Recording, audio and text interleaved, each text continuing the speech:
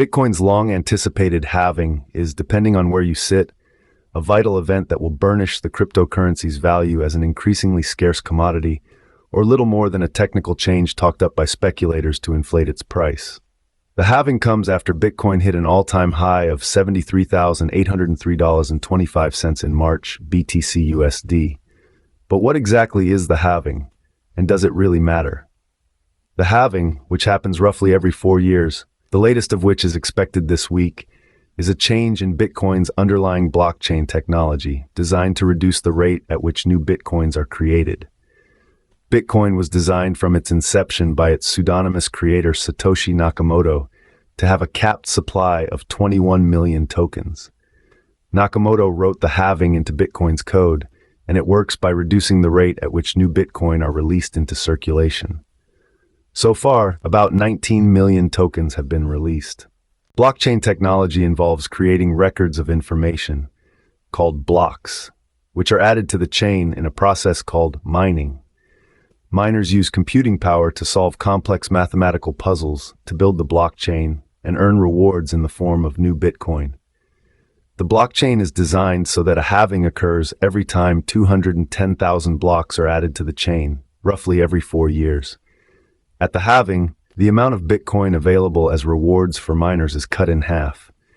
This makes mining less profitable and slows the production of new Bitcoins. Some Bitcoin enthusiasts say that Bitcoin's scarcity gives it value. The lower the supply of a commodity, all other things being equal, the price should rise when people try and buy more. Bitcoin is no different, they argue. Others dispute the logic, noting that any impact would have already been factored into the price. The supply of Bitcoin to the market is also largely down to crypto miners, but the sector is opaque, with data on inventories and supplies scarce. If miners sell their reserves, that could pressure prices lower. Since hitting record highs last month, Bitcoin's price has sunk below $64,000. JP Morgan analysts said this week they expect the price to fall further after the halving.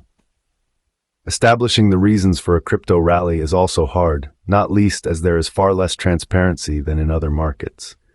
The most common reason given for this year's surge is the U.S. Securities and Exchange Commission's January approval of Bitcoin ETFs and expectations that central banks will cut interest rates. But in the speculative world of crypto trading, explanations for price changes can snowball into market narratives that become self-fulfilling. There's no evidence to suggest that previous halvings have been behind Bitcoin's subsequent price rises. Still, traders and miners have studied past halvings to try and gain an edge. When the last halving happened on May 11, 2020, the price rose around 12% in the following week and 659% in the following 12 months. But there were many explanations for the rally, including loose monetary policy and stay-at-home retail investors with spare cash, and no real evidence the halving was behind it. An earlier halving occurred in July 2016. Bitcoin rose around 1.3% in the following week, before plunging a few weeks later, and then rallying. In short, it's hard to isolate the impact, if any, halvings may have had previously or predict what could happen this time around.